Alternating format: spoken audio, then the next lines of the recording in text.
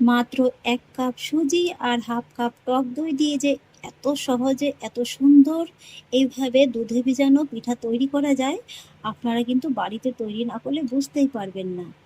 পিঠাটা নিশ্চয়ই কাটা দেখে আপনারা বুঝতে পারছেন যে এটা কতটা সফট হয়েছে। নমস্কার বন্ধুরা, অনুভার রান্নাঘরে আরও একটি নতুন পর্বে সবাইকে স্বাগত জানাচ্ছি। বন্ধুরা, আজকে আমি আপনাদের তৈরি করে দেখাবো একদম নরম তুলতুলে দুধে ভেজা দারুণ মজাদার স্বাদের একটা পিঠার রেসিপি। যে রেসিপিটি তৈরি করতে একদম কোনো রকম কোনো ঝামেলা পোহাতে হয় না। আর তাছাড়া এই রেসিপিটি কিন্তু আপনারা অতিথি আপ্যায়নেও পরিবেশন করতে পারেন, আবার বাড়ির লোকদের খাইয়েও কিন্তু 1 মিনিটের মধ্যে তাদের মনটা একদম জয় করে নিতে পারেন। আর সেই জন্য দেখুন বন্ধুরা, শুরুতেই আমি একটা বড় মিক্সার জার নিয়ে নিয়েছি, আর তার মধ্যে নিয়ে নিচ্ছি মেজারমেন্ট একটা কাপ মেপে 1 কাপের মতো সুজি, ওজনে 200 গ্রাম। এবার আমি সুজিটাকে মিক্সার জারের মধ্যে নিয়ে নিচ্ছি। আর এখানে আমি যেহেতু একটু মোটা দানার সুজিটা নিয়েছি, তাই কিন্তু একটু গুঁড়ো করে নেব। আপনারা যদি চিকন দানার সুজিটা নেন তাহলে কিন্তু গুঁড়ো না করলেও চলবে। আর সেই সঙ্গে দেখুন নিয়ে নিচ্ছি এখানে আমি 2 টেবিল চামচের মতো কাস্টার্ড পাউডার। এখানে যদি আপনাদের হাতের কাছে কাস্টার্ড পাউডারটা না থাকে, সেক্ষেত্রে কিন্তু আপনারা তার পরিবর্তে 2 টেবিল চামচের মতো ময়দা কিংবা কর্নফ্লাওয়ারও ব্যবহার করতে পারেন। তবে হ্যাঁ, এই কাস্টার্ড পাউডারটা দিলে কী হবে জানেন তো, এর রং, স্বাদ, গন্ধ সব কিছুই কিন্তু খুব ভালো আসবে। এবার আমি সুজি আর এই কাস্টার্ড পাউডারটাকে খুব ভালোভাবে একটু গুঁড়ো করে নেব। আর এবার দেখুন বন্ধুরা, এখানে আমি নিয়ে নিয়েছি আর একটা মিক্সিং বোল। তার মধ্যে নিয়ে নিচ্ছি হাফ কাপের মতো টক দই। এখানে আমি আজকের এই রেসিপিটা টক দই দিয়ে করছি। আপনারা যদি টক দই দিয়ে না করতে চান, সেক্ষেত্রে এখানে হাফ কাপ টক দইয়ের পরিবর্তে কিন্তু একটা ডিমও অ্যাড করতে পারেন। আর এবার একই সঙ্গে নিয়ে নিচ্ছি হাফ কাপের থেকেও একটু কম চিনি। এবার দই আর চিনিটাকে আমি একটু ভালোভাবে ফেটিয়ে নেব। দই আর চিনিটাকে আমি ভালোভাবে ফেটিয়ে নিয়েছি। আর এবার আমি এর মধ্যে অ্যাড করব 1/4 কাপের মতো সাদা তেল। তেলটাকে একটু ভালোভাবে ফেটিয়ে নেব।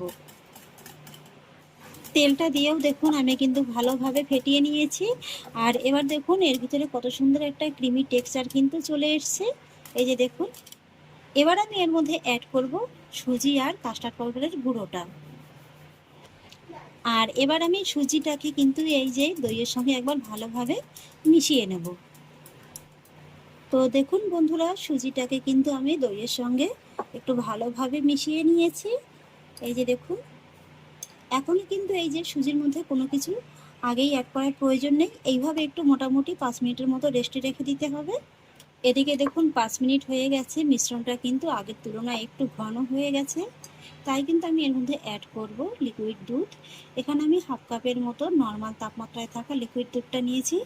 এইভাবে অল্প একটু করে দিয়ে দেব, আর তারপর একটু ভালোভাবে এর সঙ্গে মিশিয়ে নেব।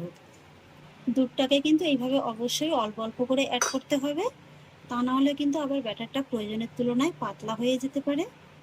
দুধটুকু দিয়ে ব্যাটারটিকে কিন্তু আমি খুব ভালোভাবে ফেটিয়ে নিয়েছি। এর ঘনত্বটা দেখুন, ঠিক এমনই কিন্তু হতে হবে।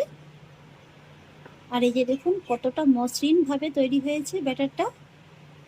আর এবার আমি সবশেষে এই ব্যাটারের মধ্যে অ্যাড করব 1 টিস্পুনের মতো বেকিং পাউডার, আর অ্যাড করব হাফ টিস্পুনেরও চেয়ে কম একটুখানি বেকিং সোডা, আর সেই সঙ্গে অ্যাড করব স্বাদ অনুযায়ী লবণ।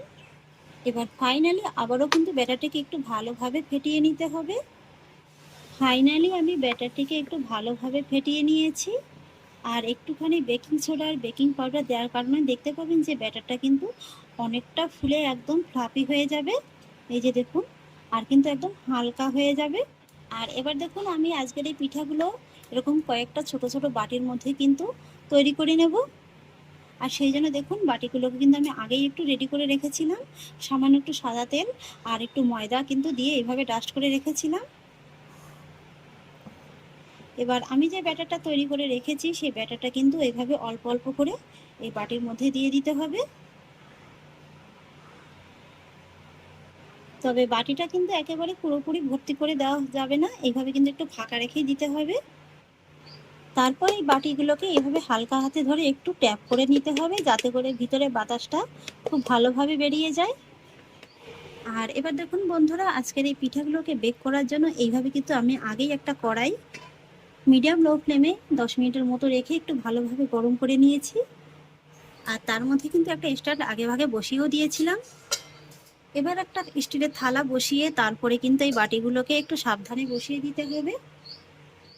আর তারপরে একদম লো আঁচে ঢাকা চাপা দিয়ে এই পিঠাগুলোকে আমি মোটামুটি 25 থেকে 30 মিনিটের মতো সময় নিয়ে একটু বেক করে নেব।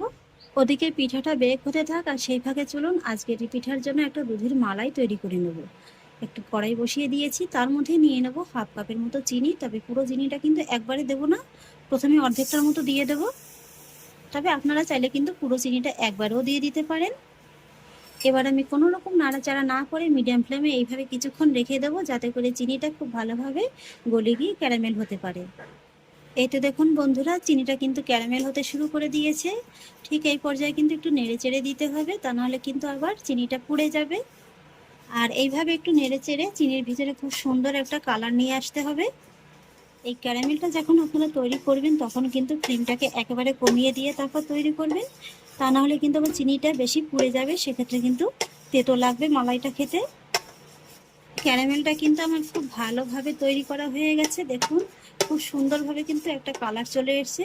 ঠিক এই পর্যায়ে এর মধ্যে অ্যাড করতে হবে সামান্য একটু জল। জলটাকে একটু ভালোভাবে মিশিয়ে নেব। এখানে কিন্তু হুট করে শুরুতেই আপনারা দুধটা অ্যাড করতে যাবেন না, তাহলে কিন্তু আবার যেহেতু এখন ক্যারামেলটা খুবই গরম, দুধটা কিন্তু কেটে যাওয়ার একটা ভয় থাকতে পারে। তাই এইভাবে সামান্য একটু জল দিয়ে আগে টেম্পারেচারটা স্বাভাবিক এনে তারপরে কিন্তু আপনারা দুধটা অ্যাড করবেন। জলটা দিয়ে একটুখানি সময় নেওয়ার পরে এবার আমি এর মধ্যে অ্যাড করব 1 লিটারের মতো দুধ। এখানে আমি টোটাল রেসিপিটি করতে কিন্তু 1 লিটারের মতো দুধটা ব্যবহার করেছি। প্রথমে হাফ কাপের মতো নিয়ে নিয়েছিলাম, আর এখানে কিন্তু বাকি দুধটুকু আছে। ক্যারামেলের সঙ্গে দুধটুকুরে আমি খুব ভালোভাবে একটু মিশিয়ে নেব। দুধটাকে ক্যারামেলের সঙ্গে খুব ভালোভাবে একটু মিশিয়ে নিয়েছি। আর এবার আমি দুধের মধ্যে অ্যাড করব 2 চা চামচের মতো গুঁড়ো দুধ। এতে করে কিন্তু মালাইটা খেতে বেশি ভালো লাগবে। গুঁড়ো দুধটাকে একটু ভালোভাবে মিশিয়ে নেব। আর তারপরে একই সঙ্গে অ্যাড করব বাকি যে হাফ কাপ আমি চিনিটুকু রেখে দিয়েছিলাম, সেই চিনিটুকু। এবার মিডিয়াম লো ফ্লেমে এই দুধটাকে আমি এইভাবে গ্যাসের পরে ছেড়ে দেব। এতে করে কী হবে, দুধটা কিন্তু খুব সুন্দরভাবে একটু জাল হতে থাকবে, আর মালাইটাও খুব সুন্দরভাবে তৈরি হবে। এইভাবে মোটামুটি আমি 5 থেকে 7 মিনিটের মতো একটু দুধটাকে ফুটিয়ে নেব। খেয়াল রাখবেন এখানে যেন মালাইটা খুব বেশি না ঘন হয়ে যায়। এই যে বন্ধুরা, দুধের মালাইটা কিন্তু আমার একদম রেডি হয়ে গেছে। এই যে দেখুন, মালার মধ্যে দেখুন খুব সুন্দর কিন্তু একটা রং চলে এসছে। আর এবার আমি সবশেষে এই মালাইয়ের মধ্যে অ্যাড করব সামান্য একটু এলাচ গুঁড়ো। এখানে আমি 7-8টার মতো এলাচ এইভাবে একটু হামনদিস্তার মধ্যে গুঁড়ো করে নিয়েছিলাম, সেটা দিয়ে দিচ্ছি। এলাচ গুঁড়োটাকে একটু ভালোভাবে মিশিয়ে নেব। ফাইনালি আমার দুধের মালাইটা একদম ভালোভাবে তৈরি করা হয়ে গেছে। এবার আমি মালাইটিকে নামিয়ে নেব। এদিকে পিঠাগুলো বেক করতে দিয়েছিলাম, 30 মিনিট হয়ে গেছে। ঢাকাটাকে তুলে নিচ্ছি। একটা কাঠির সাহায্যে একটু চেক করে দেখিয়ে দিচ্ছি। এই যে দেখুন বন্ধুরা, পিঠাটা কিন্তু খুব সুন্দরভাবে একদম বেক হয়ে গেছে, কাঠির গায়ে কিন্তু একদম লেগে যাচ্ছে না। আমি যেহেতু ছোট বাটিতে করে করছি তাই কিন্তু 30 মিনিটের মতো সময় লেগেছে। আপনারা যদি বড় পাত্রে করেন তাহলে কিন্তু সময়টা আরেকটু বেশি লাগবে। এবার আমি পিঠার থালাটিকে নামিয়ে একটু ভালোভাবে ঠান্ডা করে নেব পিঠাগুলোকে একটু ঠান্ডা করে নিয়েছি। এবার আমি পিঠাগুলোকে এইভাবে একটু চামচের পিছন দিয়ে একটু ছাড়িয়ে নেব, এতে করে পিঠাগুলো ডিমোল্ড করতে সুবিধা হবে। এই তো বন্ধুরা দেখুন, পিঠাটা কিন্তু খুব সহজে একদম ডিমোল্ড হয়ে গেছে। এইভাবেই বাকি পিঠাগুলোকে তুলে নেব। এই তো বন্ধুরা, কয়েকটি পিঠা আমি একটা সার্ভিং বলে সার্ভ করে নিয়েছি। এবার গরম গরম দুধের মালাইটা কিন্তু এই পিঠার উপর থেকে দিয়ে দিতে হবে।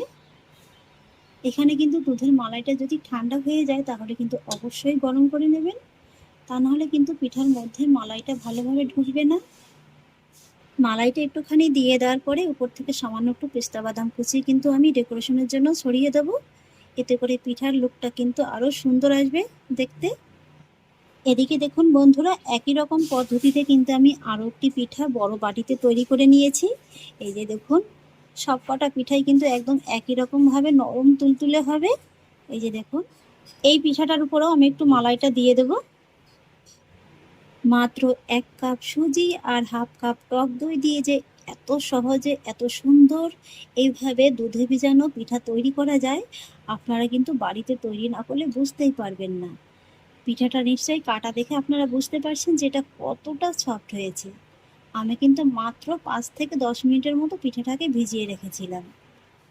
দেখুন বন্ধুরা, পিঠার মধ্যে দুধ রসটা কত সুন্দরভাবে একদম ঢুকে গেছে। আর আমি কিন্তু মাত্র 5 থেকে 10 মিনিটের মতো রেখেছি। তবে আপনাদের হাতে যদি সময়টা আরেকটু বেশি থাকে তাহলে কিন্তু আপনারা আরেকটু বেশি সময় নিয়ে রাখতে পারেন। তাহলে কিন্তু দুধ রসটা আরও অনেকটা বেশি ঢুকে যাবে। এই পিঠা কিন্তু আপনারা বাড়িতে যখন খুশি মনে হবে তখনই বানিয়ে খেতে পারেন। আবার অতিথি আপ্যায়নেও কিন্তু খেতে পারেন। জানেন তো বন্ধুরা, আমি আজকের এই পিঠাটির নাম দিয়েছি জামাই আদরি পিঠা।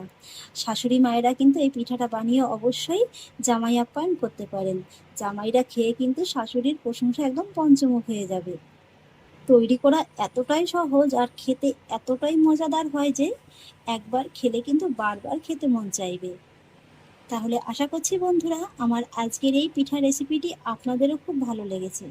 যদি ভালো লেগে থাকে তাহলে আমাকে অবশ্যই একটা লাইক এবং কমেন্ট করবেন, সেই সঙ্গে বন্ধুদের সঙ্গে শেয়ার করবেন। আর প্লিজ বন্ধুরা, যদি আমার পরিবারের নতুন সদস্য হয়ে থাকেন তাহলে একটা সাবস্ক্রাইব করে পাশে থাকা বেল আইকনটি প্রেস করে দেবেন। ফিরে আসছি এরকমই পরের অন্য কোনো নতুন রেসিপি নিয়ে। সবাই ভালো থাকুন, সুস্থ থাকুন। ধন্যবাদ।